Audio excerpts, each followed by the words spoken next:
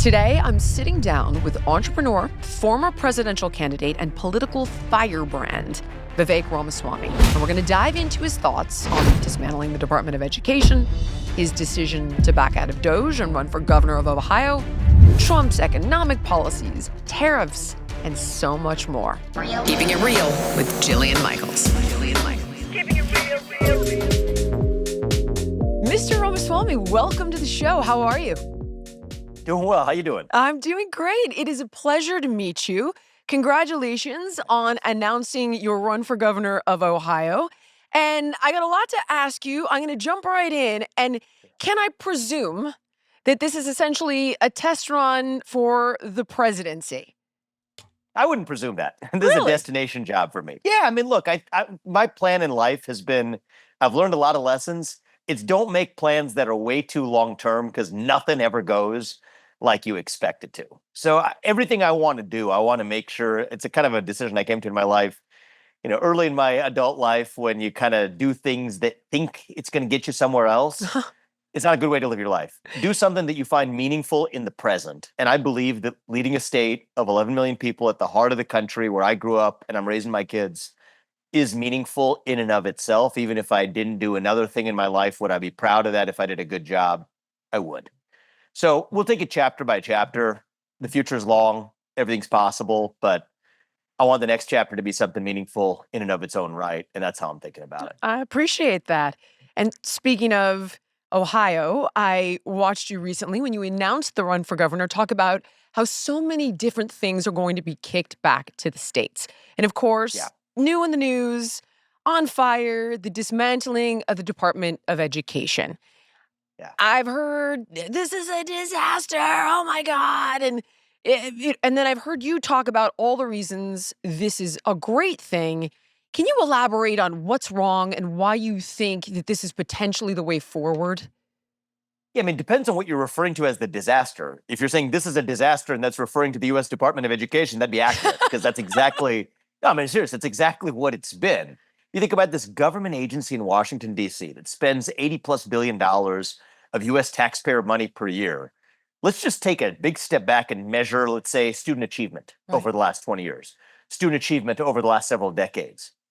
Are we doing well in that regard? No, we're actually not. An average 7th grade student here is at the level of an average Chinese student in 3rd grade, okay? 4-year discrepancy versus China, 5 years versus Singapore. An 8th grader here versus a 3rd grader in Singapore are at the same approximate level for academic achievement and performance. So is our federal Department of Education delivering some kind of magical result according to a national standard? Of course it's not. But to the contrary, even on first principles, I think education is best left to the states where you have competitive models in different states that innovate in different ways and experiment on how you're actually delivering for our kids. That's a great thing to have a competitive system. A federal Department of Education has actually long been a disaster and a waste of money at that. And Jillian, I'm a fan of I try not to at least spout the standard, talking points for my side of an issue or a conservative talking point or whatever.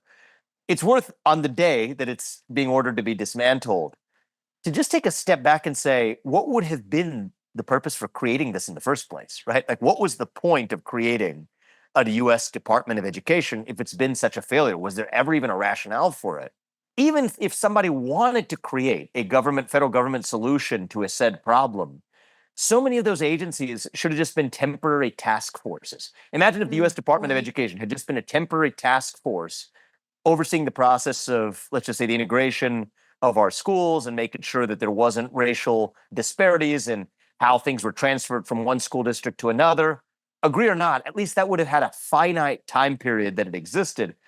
The problem with this is when you create a task force and instead turn it into a permanent agency, that agency then starts finding relatively random and increasingly, even over time, corrosive things to do, foisting ideologies onto our public schools, saying that you don't get this money unless you adopt certain racial or gender-based ideologies.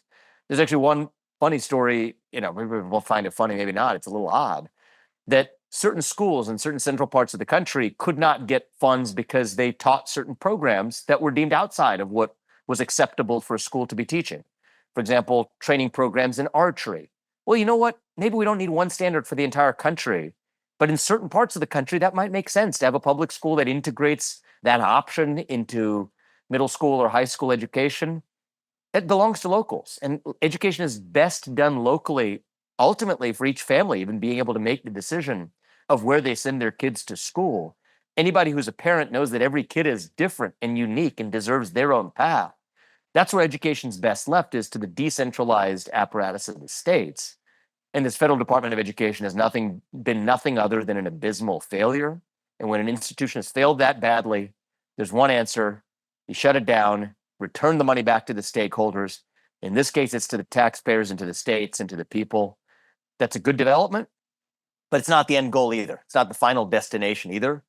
The final destination needs to be improving the educational achievement metrics for our students, actually solve this educational achievement crisis in our country. And if I'm calling balls and strikes, Jillian, I don't think either party has frankly done a good enough job of actually confronting that crisis, or we wouldn't be where we are. Right. And for my part, that's where I'm focused on the next chapter of this.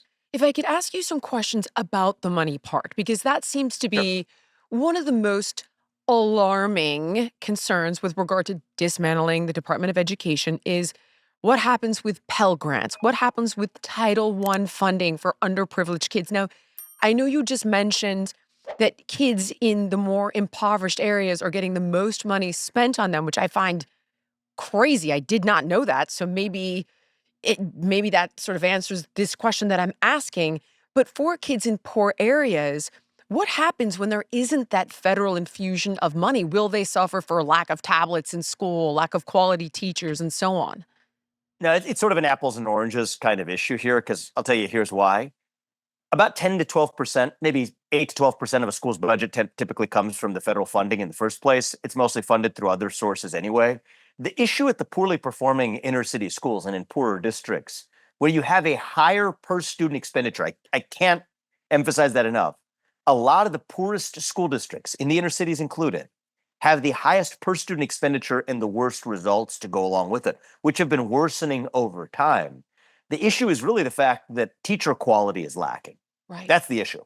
The number one factor, and I mean, certain people might listen to this and just say, this is so obvious. Why is he bothering to say it? Yet in other corridors, this is like a novel thing to say.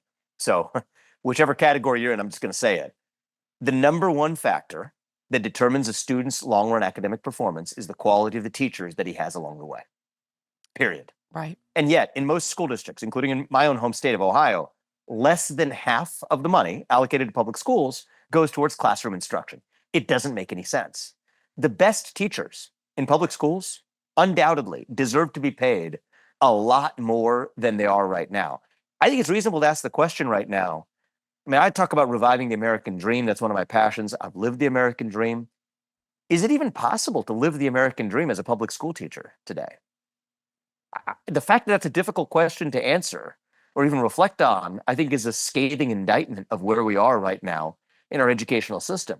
We're not recruiting the best and brightest because they're not going into teaching anymore. They're going into other professions.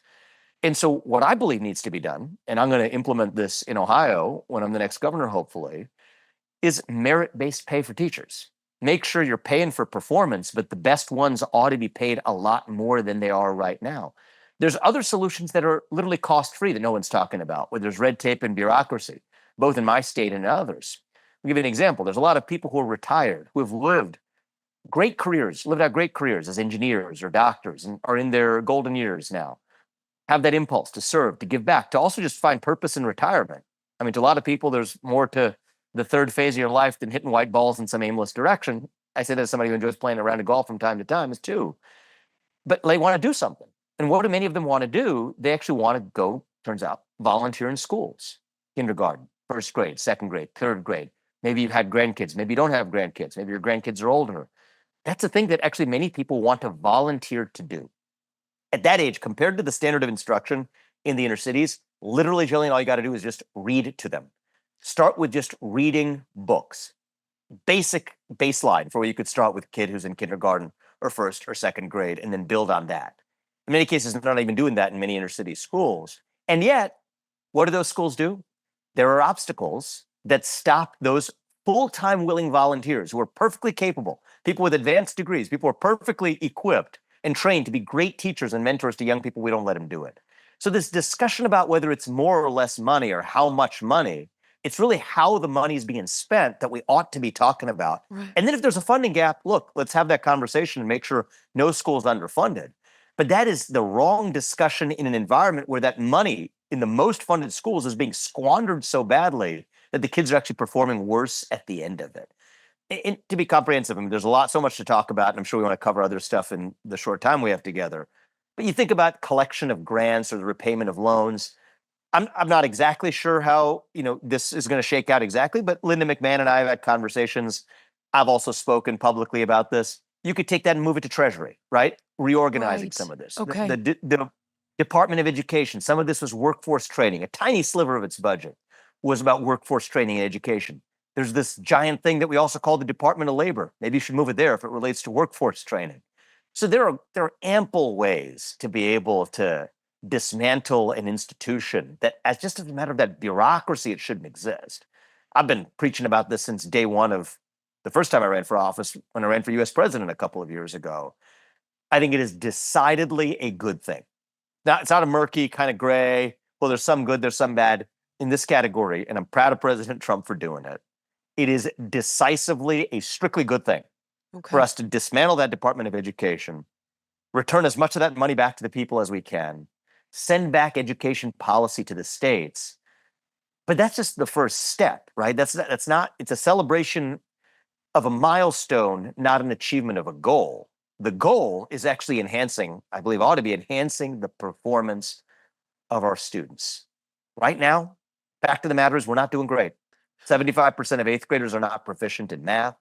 70% of them aren't proficient in reading. There's kids in other countries where English isn't even their first language, Jillian, doing better on English proficiency than our own kids here.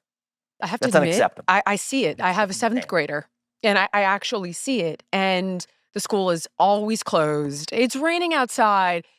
There's fire. Oh my God, spring break's 2 weeks now, by the way, right? Madness. They're never in school. Again, today, a half They're day never in school. because of a parent teacher. They have missed 22 days, my kids, from school since January till now. 22 days with why no is plan to make it Valentine's up. Day now a holiday for K through 6? Like, why are there 2 weeks of spring break? It doesn't make sense. By the way, and when they're in school, so many students, you get on average 60 text message notifications or 60 telephone notifications over the course of your day. So even the quality of the time that people are in school is impeded by, in that case, I would say get the cell phones out of the schools, 100%. which is what I favor doing and I'm going to do here in Ohio. But it's a long way of saying, to take a step back, it's great to talk about the milestone that was achieved as you and I are having this conversation of dismantling a federal bureaucracy.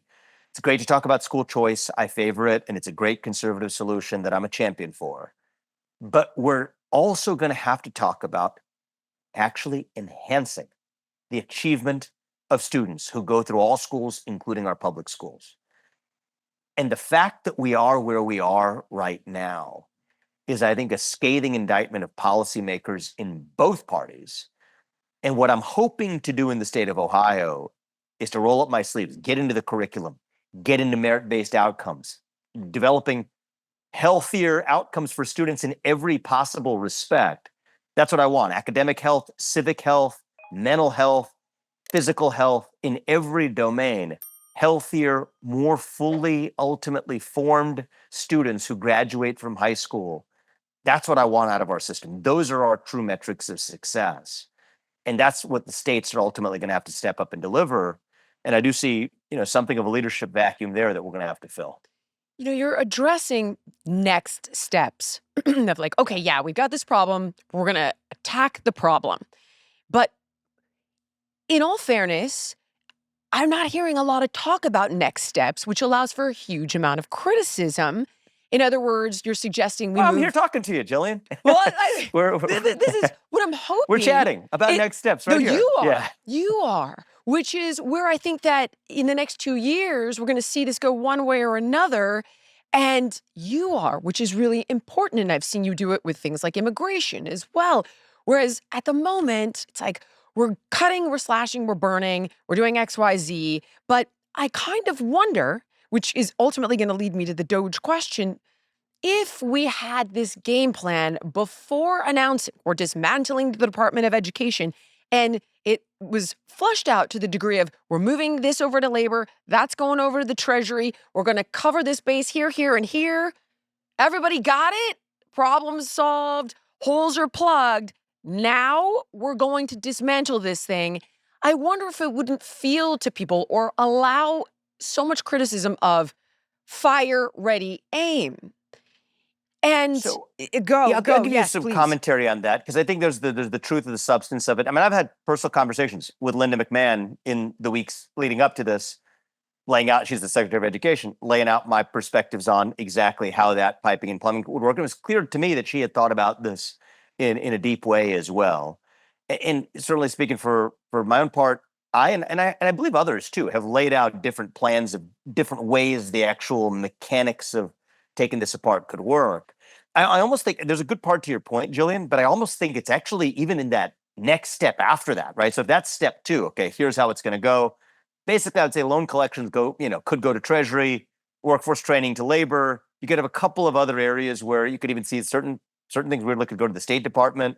So there's a couple of different areas where the bureaucracy could be reorganized. The rest of it's shut down. Here's how much money goes back to the states. Here's what that means for budgets. The thing that we should actually be talking about is the next step after that is what the heck the states are actually going to do Right. to address this Right. epidemic of academic failure. When your metabolism is working properly, you're going to feel the benefits in literally every aspect of your life. I mean, I personally have found a valuable tool that gives me the insights to create a healthy metabolism for my body, and I recommend it to everybody I work with. It's called Lumen. Lumen is the world's first handheld metabolic coach. It's a device that measures your metabolism through your breath, and on their app, it lets you know if you're burning fat or carbs, and it gives you tailored guidance to improve your nutrition, your workouts, your sleep, and even your stress management. All you gotta do is breathe into it first thing in the morning, and you're gonna know exactly what's going on with your metabolism, whether you're burning fat or carbs, and then Lumen is gonna give you a personalized plan for that day based on your measurements. You can also breathe into it before and after workouts, before and after meals, so you know exactly what's going on in real time. And as mentioned, Lumen gives you tips according to your personal data to help keep you on top of your health game. This is why I love it. I don't like to guess at things. Knowledge is power. Having concrete information allows you to take powerful action steps that go a really long way. Bottom line, it also tracks your cycle as well as the onset of menopause, and it adjusts your recommendations to keep your metabolism healthy through hormonal shifts. Guys, this way you keep your energy up, you stave off cravings, and on top of it, the warmer months are coming. So let's get summer ready and spring back into your health and fitness. Go to lumen.me/Jillian to get 15% off your Lumen. That's lumen.me/Jillian for 15% off your purchase. Spring is here, and who's got the itch to travel? I mean, summer is just around the corner. And for me personally, I go to Quince for all my luxury vacay needs, but I get them at a fraction of the price. I mean, we're talking about lounge sets and washable silks, all kinds of awesome stuff. I got a lightweight carry-on that makes traveling feel like a breeze. Hoisting that sucker up onto that top shelf of the plane, no problemo these days, even though I'm only 5'2". Thanks to Quince, it actually makes everything easier and more affordable because they cut out the middleman and they pass the savings on to us. And not only that, everything is ethical and sustainable. They work with top fabrics only, and that's just one of the reasons that I love this company. So for your next trip, treat yourself to the luxe upgrades that you deserve from Quince. Go to quince.com/Jillian for 365-day returns, plus free shipping on your order. That's QUINCE.com/Jillian to get free shipping and 365-day returns. Quince.com/Jillian. And I do think I'm not being histrionic when I call that. It is an epidemic of academic failure in the United States of America. And we're going to turn it around. I'm not just here to curse the darkness. I I'm not sure exactly how to answer your question. I mean, You I'm have. aspiring to certainly be a public leader, You right? you So we are have. talking And about this. but that's actually And one there's of a the role for every things one of us, that right? So we're each going to play our roles. that's the thing. That's one of the things though that has really you've grown on me a ton because when I listen to you, and I'll jump ahead, with regard to immigration, you're Sure. hearing, look, the right goes after the left. You open the borders, it's chaos. The infrastructure's overrun. There's criminals. We don't know who's here. Kids are being drugs are being okay. Then you flip the script, and it's like, oh my God, you're anti-immigration. You're anti-immigrant. You're a bigot. You're a racist.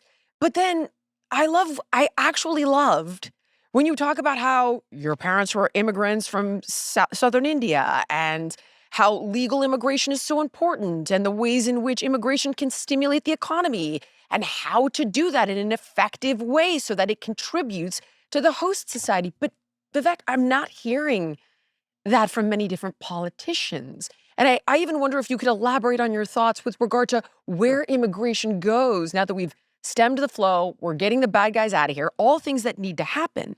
But that next Mhm. step conversation, I don't think is yet. So I'd be happy to, to share my thoughts with you on this. And I hear where you're coming from. All I would say is I am aspiring to be one of those leaders here in a state that really matters. And so I hope that we're able to fill some of the maybe vacuum that you're maybe wondering about. It's a team effort, right, to save a country, and I think that I hope to be part of that team and play my own role in whatever way I can. You asked about immigration. I think it's an important issue to the future of the country. I think it starts with rebuilding trust, and I don't think that we've yet achieved that with respect to immigration policy. The first way to rebuild trust is to end all forms of illegal immigration into the United States.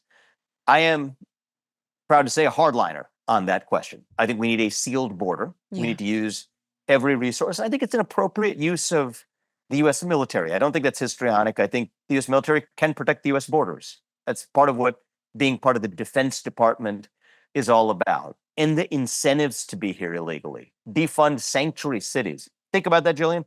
What does that mean? You got local governments that are subsidizing the violation of a federal law. That doesn't Gavin make any Newsom just sense. did it here. In It California, he's got some doesn't make any sense. loophole where he's funding healthcare for illegals. But I know at It least doesn't make 10, sense. 30-year-old kids that can't afford healthcare that are American citizens and pay taxes. Absolutely. And so the overarching principle when it comes to immigration policy, I think ought to be a simple one that I believe every American should agree on, which is the purpose of any policy, including immigration policy, is to improve the plight of the citizens of our nation. It's that simple. What improves the plights of the citizens of our nation? We're a nation founded on the rule of law. So subsidizing or encouraging or even tolerating the violation of the rule of law doesn't advance the interests of our nation. We're a nation founded on the rule of law.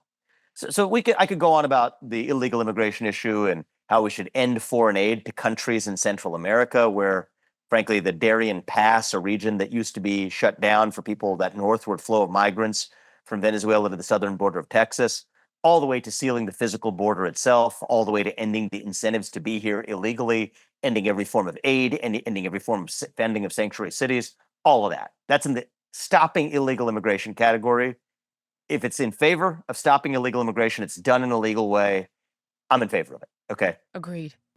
That's where I'm at. Now, there's a Understood. separate question. And I think after we've rebuilt that trust, the question is what should the legal immigration policies of this country look like? And there too, I apply the same principle. What are the immigration policies that would best lift up the quality of life for the citizens who are already here? That should be the sole question that we seek to answer. And is our current regime in so many different areas badly bureaucratized, broken, inefficient, and ineffective at achieving its result? Yes, it is. Right. But that means we need to roll up our sleeves and address those failures rather than just cursing the darkness. And I'm happy to, it's some other forum, and that's probably a long discussion, a day-long discussion unto itself. But I think we need to do that hard work. I don't think it's enough to just curse the darkness, to use my phrase of the day, I guess. I think that that's a trap we risk falling into, is it's a lot easier to spot a problem and to complain about it than it is to actually solve it. In the stage I am, certainly in my career and what I'm looking to do, I'm not going to be able to fix that one. That's for the federal government. But when I look at education policy or the other policies that a governor can actually drive in improving and the revival of the American dream, economic growth, energy production. I want to turn to the solution and do it in a way that unites people. Because I think what you're putting your finger on, if I may, you tell me if I'm totally off here, but I'm hearing your comments, Jillian, is I think there's a risk here where the risk is as follows, right? On our side, I'm a conservative, I'm a Republican politician running for office. Okay, one of the risks is that there's a pattern recognition for our side where for the last 8 years, if we did something and the left was incensed about it, there was a very high probability that we were actually doing the right thing. Okay? So it's just a correlation. It's just a correlation. Like whatever we take the border issue, sealing the border, whatever it is, right? And some people might contest this, but just roll with me for a second. I'm here. with you. In general, okay, if you're doing a thing that made at least the woke left, right? The neo-woke left really upset at you, chances are, whatever that was, that you were doing the right thing. Great. I think we got habituated into that. And I think the trap I want to make sure we don't fall into is a trap of just doing things because it makes that wing of the left really upset, as opposed to doing things because we think it's actually going to solve a problem that's a pressing problem for all Americans. And I think at our core, at our best, and that's where most public officials, I think, are in this, I think with good motivations, we got to remember that what we're actually trying to do is to solve problems for the American citizens who are already here, to make their lives better, to revive a country where if you work hard and play by the rules, you get to have a good life, that you get to live your version of the American dream with dignity, whether you're a businessman or a CEO or a teacher or a nurse, that your kids get a world-class education in the first world leader known as the United States of America. And if you're going to stand in our way, we're going to run through you. Okay, but our goal isn't to elicit a reaction from the other side. Our goal is to actually do the thing.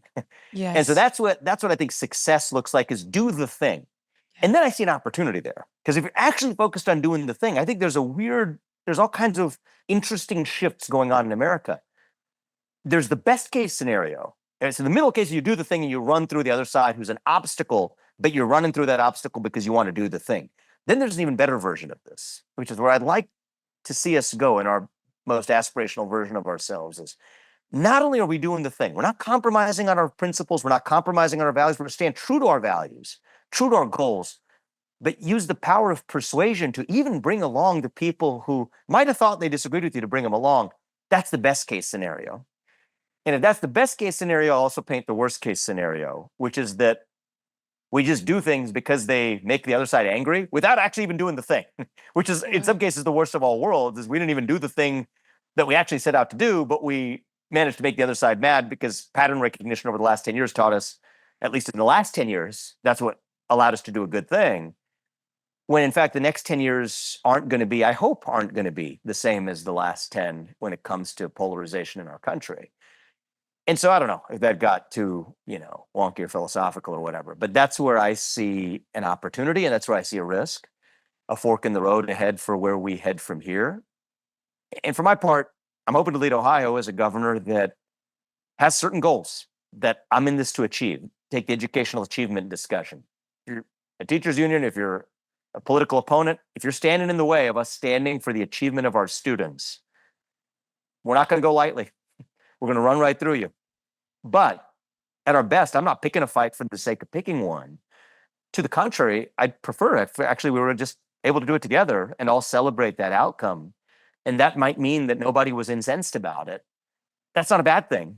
It's actually a good thing, even though it might make less national news or social media virality in the process. And I do think that that's a slightly different frame shift of what the politics of the next 10 years could look like. Oh, I hope so. Versus the politics of the last 10 years, if you ask me. Gosh, I hope so. And, I wanted to ask you specifically about how insanely polarized we are, because you're talking about, we're going to run right through you, we're going to do the thing.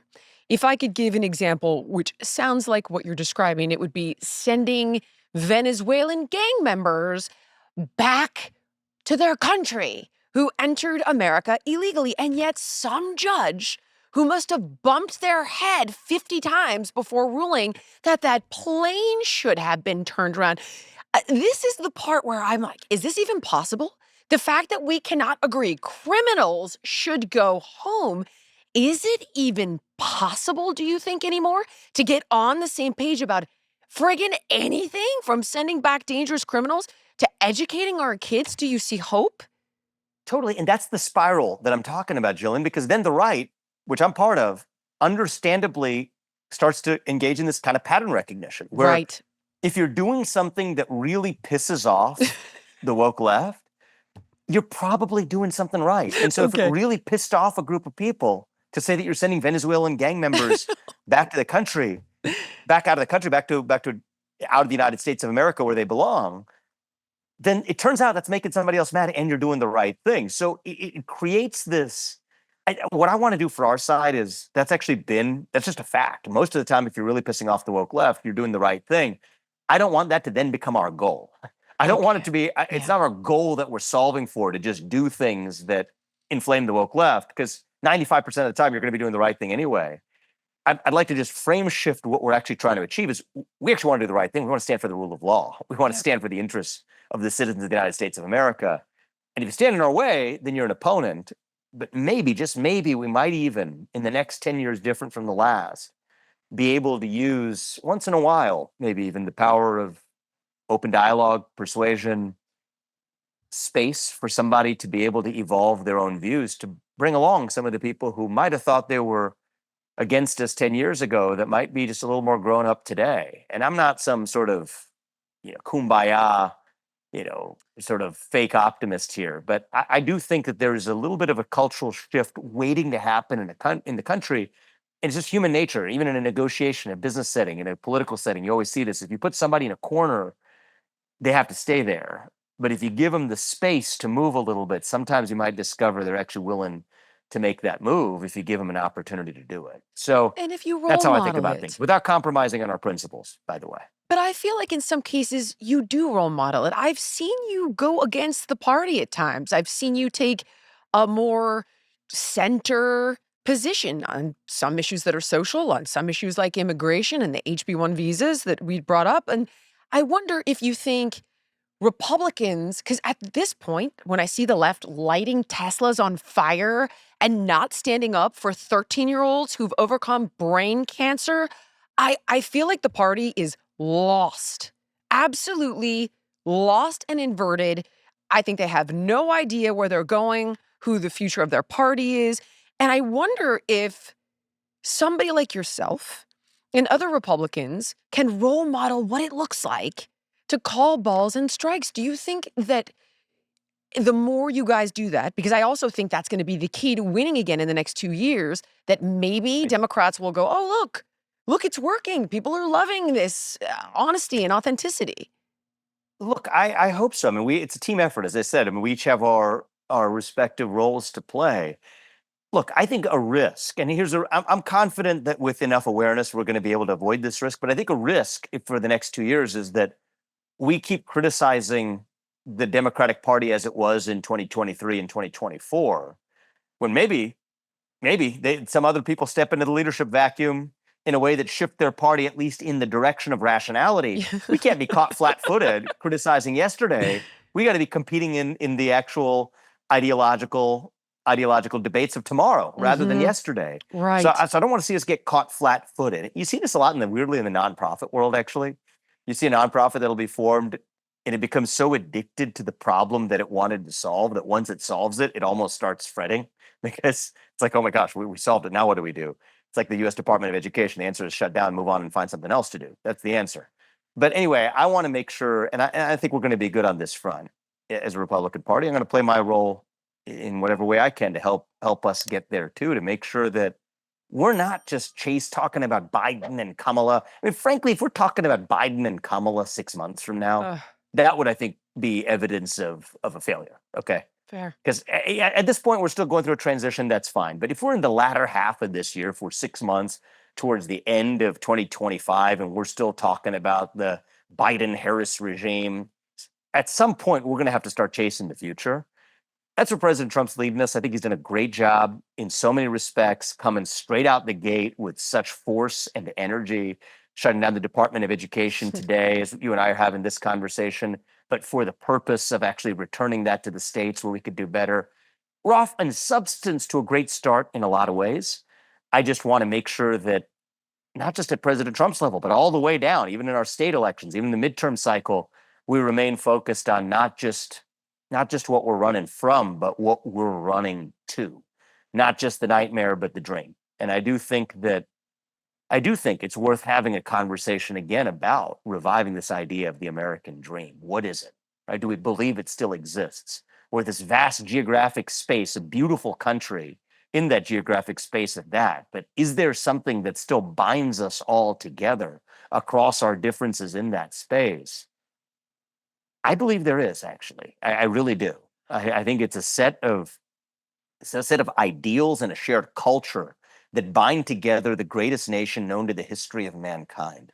And if we're able to distill what that is, the way we might have veered from it, but how we can actually get back to the North Star of that American ideal, that quintessential American identity that I think we're longing for, that's what's going to be success, not just for the Republican Party, but success for our nation as a whole. And the center of gravity of doing that, Jillian, is actually going to shift to the states. So much is being kicked out of Washington, D.C., as it should. It's actually going to fall on leaders at the state level to carry that mantle. And that's why, to your first question, this is a destination job for me. I see that as an opportunity to help do my part to save the country in the next chapter, where certainly at the state level, I do see that type of leadership vacuum. And I'm going to do my part to try to step up and fill it in the manner that you and I are talking about right here. I want to get back to the state issue in particular as it relates to health in just a moment, but I would be extremely remiss if I didn't ask you about DOGE. So Sure. we've talked about dismantling bureaucracy, and I must have watched, I don't know, 1,000 videos at this point on X of Clinton, Gore, and Obama saying the Yeah. exact same thing that you have said, or Elon has said, or Trump has said, and yet somehow it has been interpreted by the left as this authoritarian regime to take away all governing bodies and enforce ultimate control. How that hypocrisy has occurred, I don't know. I'm wondering, what was your initial goal with DOGE? Why did you step away from DOGE? Sure. Are you glad you did now that you have seen Elon Musk up on a cross? I mean, look, it's predictable that if you're going after the bureaucracy and you're going hard, the bureaucracy is going to come back at you. The reality is, you're right. This should be bipartisan, and it is bipartisan. Most Americans are opposed to bureaucracy. I've traveled this country. I've traveled my state. I've met a lot of people who say we have too much red tape in the country. I haven't met a single person who says, I think we need a little bit more red tape in bureaucracy. Just give me a little bit more of that. I'm missing it. I haven't met like one out of 330 Me million either. people in the country. I don't think there is one. And so, I mean, this has been a near and dear passion issue for my heart for a long time. I wrote about it in several of my books, including my most recent book. I ran for U.S. president effectively on the campaign of dismantling the overgrowth of the federal bureaucracy, which I think is really a wet blanket on economic growth and even on the American spirit in our country. Our nation was founded on the basic idea that the people who we elect to make the laws should be the ones who make the laws, not unelected bureaucrats. And so after I stepped aside from the presidential race, my top objective was to help Donald Trump get elected last year, which is where I spent most of my time. But when he and I had conversations about what I wanted to do to impact the country next, tackling that bureaucracy was such a natural place to focus. And so I ended up co-leading DOGE at the start to help get it off the ground. Enjoyed those first 2.5 months, and I'm incredibly proud of what DOGE is aiming to do for the country. It's a beautiful thing to behold. Now, in my particular case, there were some changes to the mission and the plan and the setup of DOGE. My plan had been to run for governor of Ohio after hopefully having some early success at DOGE. The reality was DOGE came to reside not outside the government, but within the federal government itself, which was a change to the original plan for some good reasons, but it was a change to the plan. And that would have stopped me from being able to do both of those things at once. But I will tell you, this part's super important, Jillian, is the formula for success, or at least an important part of the formula for success for taming down the federal bureaucracy is to send the excess programs, when in doubt, cut cut them, and when in doubt about whether to cut them, send it to the states. That's the formula for success. It's what our founding fathers envisioned. It's what our Constitution enshrines as the principle of federalism. And it became clear to me, and my conversations with President Trump were as clear about this too, that that's where the center of gravity for a lot of these programs is going to go. Just take the Department of Education. The news of the day is a perfect example of that. Kicking it out of Washington, D.C. is step one. But what happens from there? That's really where I saw an opportunity to drive change from the front. And, I'm a leader who likes to lead with my own vision of where we're headed. The governor's seat here is the best place for me to do that. And I have nothing but, not only wishing super well, but want to be even helpful informally, however I can, in making sure that federal project has been successful. But my job is going to fall on my shoulders now to make sure that the parts that fall to the states, that we actually have strong governors, where I hope to set a national standard for governors across this country of how we actually take and pick up the pieces of education and healthcare policy in a way that actually should be done the right way, rather than the way our federal government's been doing it for the last couple of decades. You bring up strong governors. I want to push back on you for just a second, because if I look at someone like Gavin Newsom, and this man, I think, is single-handedly responsible, with some help from Kamala and Joe Biden, of moving me from left to center right. I don't think that we can leave this guy without a little supervision. I really don't, which is part of the reason. And listen, somebody on the other side might say, like, oh, we don't want to give Supervision's this. called the voters, by the way. Okay, well, but We they have a beautiful continue system to in vote American against their democracy. best interests. The Yeah. freaking state just burned down. It's unbelievable. I think things are eventually going to change in California. From time to time, they do. I mean, they elected Reagan, they elected Schwarzenegger. So I think it's interesting. Change happens not gradually, but in quantum leaps. And so I actually had a governor candidate in California, or maybe a guy who will be a governor candidate in California, who actually came to even my launch at the time I ran for governor here. We announced about 3-4 weeks ago. I had several governor candidates from other states just flying in. I gave them, said, speak to our state about it. Why not? That's a good movement, right? I think it shows that we need leadership at the state level. Now, for my part, what I'm aiming to do is I want to set a standard, Got it. right? I want to set what I'll call the Ohio standard that is open source. So everything I'm doing, I don't want to claim it as my idea. I want it to be open source. I would love it if every one of the other 49 governors across the country adopted and implemented that same vision in their state, from merit-based pay to getting cell phones out of the classroom to serving healthier food in the cafeterias or bringing back the presidential fitness test. My vision for civic education and civics examination, economic growth. We're going to become zero tax, like I believe most states across this country should. How? Take all the ideas. I That's what I wanted would to ask say. you But that. we're going to do it here in Ohio. I saw you talk about that you wanted to get rid of property tax, which is, obviously incredible. It's most people's dream come true. But then how do you pay cops more, pay teachers more, pay for the infrastructure that the states need if you're not taxing the crap out of people, to be dead honest? How does that work? So look, there's multiple different sources of revenue. In general, I think that taxing the supply or the creation of something is the worst place to actually tax something. But there's also just looking at how you're spending the money rather than how much you're actually spending. I think the best cops should be paid more. I think the best teachers should be paid more. But we're not rewarding these people according to anything that resembles a meritocracy anymore. We need to bring back that idea of merit into our culture. It's an essential part of American culture.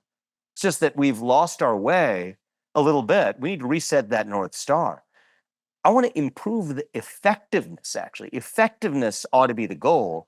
And the savings that allow you to get to zero income tax are actually a byproduct of that improvement in effectiveness. Attach work requirements instead of just giving out aid willy-nilly. Think about Medicaid, think about welfare. You're giving out the money without work requirements. That doesn't make any sense. Right. Actually, the basic work requirements are even age 18 to 54 if you're childless and able-bodied.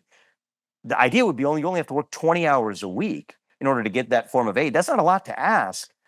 And the counter-argument to that is people say, that's not compassionate. No.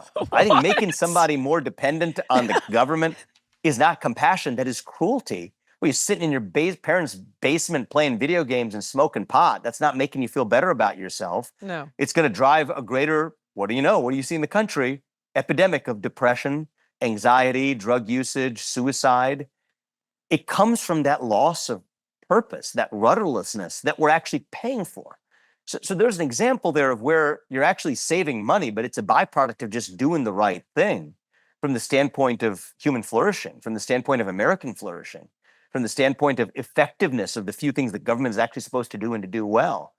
I mean, you got a state like my state in Ohio. I want our state to have the best universities in the country. I actually do, for sure. I'm not one of these people who says four-year college degrees are bad and vocational is good, or vocational is bad and four-year college degree is good. They're all good. We want the paths for vocational training. We want paths for earn while you learn programs for people who enter professions as electricians or carpenters or welders or mechanics or builders. But I also want our state to have the best possible four-year college universities. Maybe we should make them three-year college universities in certain cases. But you also got to look at the fact that our state, so this is Ohio specific here, but it's an example of how other policymakers can think. Ohio has the second most number of universities in our state of any other state.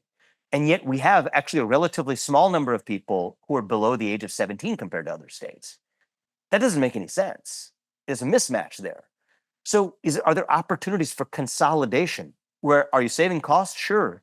But you're also improving effectiveness of those universities rather than having empty classrooms and courses that are being offered that nobody's taking because you have so many universities compared to the 17-year-olds who aren't actually even going there anymore. I think you could have centers of excellence where you have different universities that are the very best at their respective domain within the same state.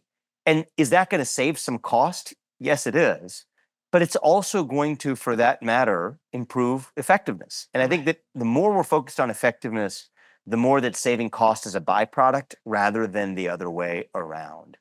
And the thing I would say is even just look at four-year college education. I didn't mean it flippantly when I said maybe it should be three.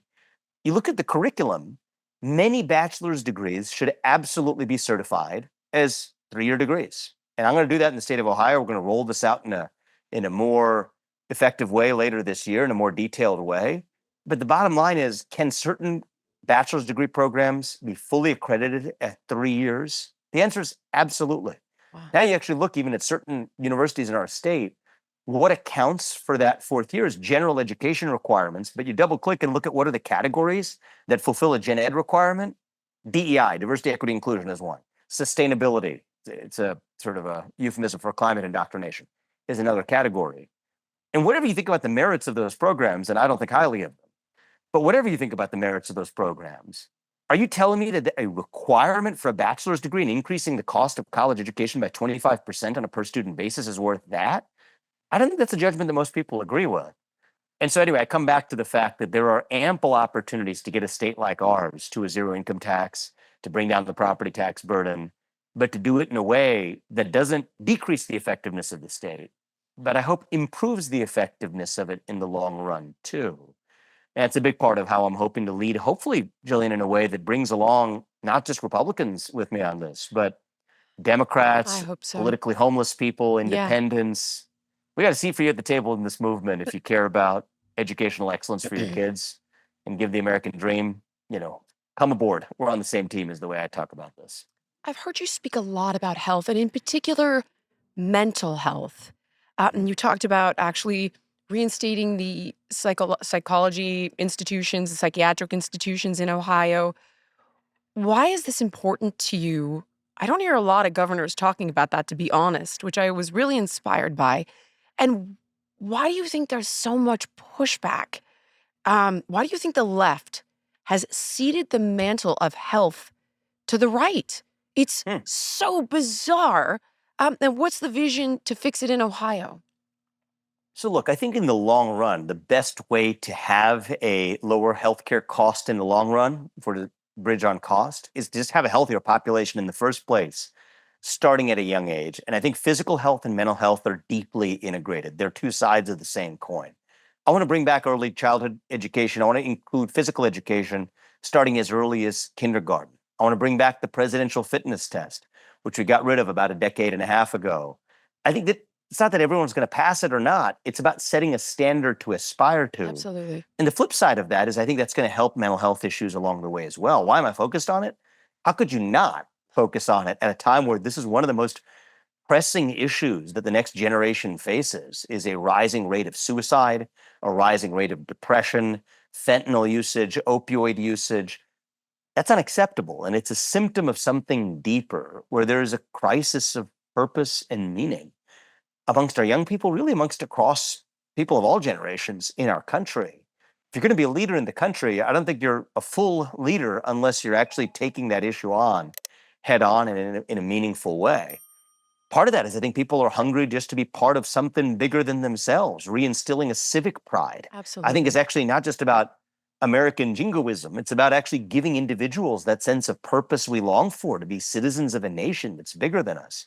I've said that I want every high school senior who graduates from a public high school in Ohio to have to pass the same civics test that every legal immigrant has to pass before they become a naturalized citizen. This isn't just about the nation as a whole. It's about the individual purpose that every person experiences in that nation. I think the cell phones out of the schools relates to this. I mean, a lot of young people are distracted. The Completely. ADD cycle that they then actually we're almost goading them into their ADD. It doesn't make any sense. The number of ways we goad people to do the thing that then later harms them, that, by the way, we then pay for as a healthcare system, is insane. Think about the waivers from SNAP that soda shouldn't be included. So on one hand, soda is actually included in welfare benefits that you're giving people without work requirements. Right. So A, they're not working. They feel more poor about themselves as individuals because they lost that sense of purpose. Increased dependence on the government, but that dependence comes with actually a substance that drives you on a path to diabetes and obesity, only to then show up in the Medicaid population that's then getting that paid for on the other end. Nobody wins in that game. No. And Can so I what I'd like complain, to do though? is just start with the healthier population in the first place. Here's and a my lot of those complaint. policies are set at the states. Yes. Okay. The problem is that these big food companies contribute to our politicians' campaigns, and the guy that or girl that has the most money wins. And this is why SNAP has soda for impoverished families as a source of nutrition. It's insane. And I wonder. I think it's a factor. Jillian. Do you I think see it's any certainly reform in is this? the easiest. And would you say anyway? Do you see any potential for reform with campaign finance? Because at this point, I think I might start voting for only billionaires because they can't be bought off. You're laughing. I'm seriously looking I'm at not Rick laughing. Caruso. I mean, because it's no one kind can of a buy sad you. state of affairs. I mean, I spent what $30+ million in my presidential campaign precisely because I wanted to be I want to speak in an unrestrained way as much as I could. So I respect the spirit of your point, but just to go back to the content of this, I think that there's room for discussion around that issue, and I've talked about that elsewhere. I think the thing that I want to also focus on, because this is a little more uncomfortable, Jillian, but if you want to fix the problem, and I know you do, you care about it, I think you can't escape the fact that there's also a broader victimhood culture that's Very much spreading so. across our country, Yeah. where if you take the SNAP benefits away, like the easy thing to do is, and I'm not saying it's wrong, right, to blame the big food companies and the lobbying and all of that, like that, relatively speaking, is an easier thing to do. I think the harder thing to confront is you're going to have a lot of people who are on the receiving end of that, who don't like the fact that soda has been removed from their aid. That, you know what, I was able to get that before, and my food stamps don't get that anymore. I think that that's something we have to confront head on. I don't think we can tiptoe around that. I think that there is a broader culture of victimhood laced with dependence on the government. It's a problem with the work requirements too. I think the same reason we haven't been able to get a waiver for SNAP on soda is intimately linked for the same reason we can't get a waiver for work requirements, to say that you have to actually have work requirements in order to get that too. Right. And so again, like I said, it's not, my goal is not to score political points. My goal is to solve problems. If you care about solving problems, you got to confront not just the easy thing, but the hard thing. I think the hard thing is we have a spread of a victimhood culture in the United States of America that rewards those who present themselves and even think of themselves as victims. Absolutely. And it's not just limited. It's not a left or right, or it's not a one group of people or other group of people kind of thing. It's pervasive in America. And that's not us at our best. America at our best, we're not victims, we're victors. We don't whine, we win. That's who we are at our core. And so a lot of this is going to require not just some sort of one single silver bullet panacea. It's not going to work that way. There are policy solutions and a role for public policymakers to play. better than they have, right, in addressing and tackling some of these issues. But I think a true leader also has to be willing to speak hard truths to the people you're actually leading. It's like a parent who cares about their kid. If you care about somebody, you tell them the truth. If you care about yourself, you tell them what they want to hear. I love this country too much to watch us just go to the regular way that every other country in human history has gone. Now, I think we're the greatest country known to the history of mankind. This is the nation I was born and raised in, the only country I'll ever pledge allegiance to, the country I will die fighting for if I have to. And that means that we're going to have to confront some of the more difficult conversations about the spread of that victimhood culture in the United States of America. Is that related to everything from our educational achievement crisis all the way to that crisis of greater dependence on the government and the fact that we might have a revolt if you actually say that there's work requirements and soda exemptions from the aid that we're handing out willy-nilly from the federal government, using money that we don't have, borrowing it, printing money from on high like manna from heaven. It's like showering cocaine on a cocaine addict. It's So not good true. for them. So But we true. actually have to step back and ask ourselves what is true and what is right, not just what feels cool to say in the current moment. So I'm not at all accusing you of that at all, but I'm saying that, like, in fact, I think there's a lot of truth to what you brought up, but there's no such thing as a silver bullet without confronting the underlying electorate who votes for the government that gives them the policies that we're sitting here complaining about. I mean, Thomas Jefferson said it well, is the government you elect is the government you deserve. And so I do believe the job of good leaders, especially in executive roles, and I think it's true for president, and I think it's true for governor, is that part of the job, half the job is the policy, but half the job is also to set the tone, the character of who we are. And I think that's in some ways the underrated part of the job as well. And one of the things I love about Donald Trump and the Make America Great Again vision is he's reviving our conviction in America. Part of what I want to do in my home state is to revive our conviction in Ohio and in a dimension of America that we deserve to revive as well. And so anyway, that's a whole nother topic of discussion for another day. But I think if we're able to get past this, the victimhood culture that I think in some ways held us back for so long, and you could talk about the woke victimhood culture that I've written about, you could talk about it more broadly. That I think is ultimately going to be our path to liberation and our path back to greatness, the great country that I know we are at our core. That's what we're on our way to reviving. You know, what you're talking about is what I always practiced when helping people reclaim their health. And it's very easy to default to that victim status of this happened to me, that happened to me, I'm poor, there's no healthy food, or a million different excuses. But the problem is that if you take away somebody's boots, they can't pick themselves up by the bootstraps. If you make them a victim, you fundamentally disempower them to make the necessary choices for change. And it's always been an unpopular message. Jillian's so mean. Jillian is such a bitch on that show. It was always the same story, but there are certain people. I get the same stuff. But it's believe the me. only way forward. It It's is. the You're only way absolutely through. right. There's a victimhood Olympics. There's no gold medalist in the American victimhood Olympics. You're The only loser at absolutely the end right. of it is all of us. I'm not going to let that happen. And I do think that we need to revive that sense of pride and conviction in who we are. We're not victims, we're victors, we're victorious. That's our culture. That's who we are, the pioneers, the explorers, the unafraid, the people who will take risks, sometimes fail in the process, but become stronger because of it. Move westward, move with confidence, the manifest destiny to be an exceptional nation because we're founded on the ideals that make human beings different from animals, is that we can believe in something bigger than ourselves. That's what America's all about. Yeah. And I think we live in one of those moments where I want to reawaken that sometimes sleeping spirit in our country. I appreciate you for doing it because it's not a popular position and you do get attacked for it. And it's so much easier to pander and virtue signal. And I respect the hell out of you for taking the other approach. I've got one last question because I know you need to go, but you are Yeah. well known as an extraordinarily successful entrepreneur. The tariffs. Mhm. I understand it, sorta. I get the necessity of reciprocal tariffs, but part of me is wondering, is this a negotiating tactic? Is it necessary to have a temporary Trump recession in order to be the phoenix that rises from the ashes? You would know this uniquely because you're so extraordinarily successful in business. What are your thoughts? Well, look, I mean, I do have views on this, and I have thankfully had a successful career as an entrepreneur. The thing about macroeconomics is there's no such thing as an expert in macroeconomics. Okay, but I'll give you my perspective here. Okay. In macroeconomics, here's actually a funny little story. I mean, I went to Harvard for college. I took a basic microeconomics course, and then the spring semester was macroeconomics. I came out of it with an A, and I was just like, that doesn't make any sense because I don't feel like I know anything about what I'm talking about. So then I took a more advanced one. I was like, okay, maybe I need to get this right. And I took the intermediate macroeconomics level. So I wasn't an economics major, but I took the more advanced one. I took micro and I took macro.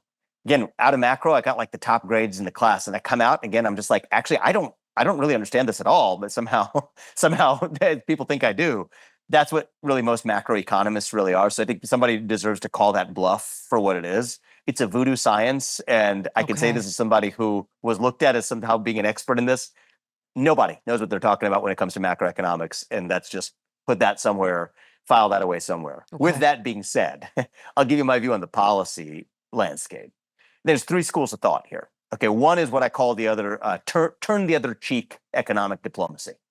Turn the other cheek economic diplomacy basically says that somebody else treats you unfairly, they apply a high tariff to you, you still pretend like they don't, because at least you would rather live in a free trade utopia, which increases the size of the economic pie.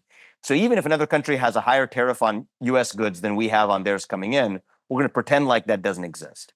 As you can tell based on the way I framed that, I don't subscribe to that. Got it. Category number two is even playing field, that we actually want reciprocity in whatever direction we go. And ideally, maybe neither side needs to penalize the other. But if you're going to penalize us, then we're going to actually have to apply that in return because we're not going to accept differential standards. We got to play on the same playing field. That's what I favor.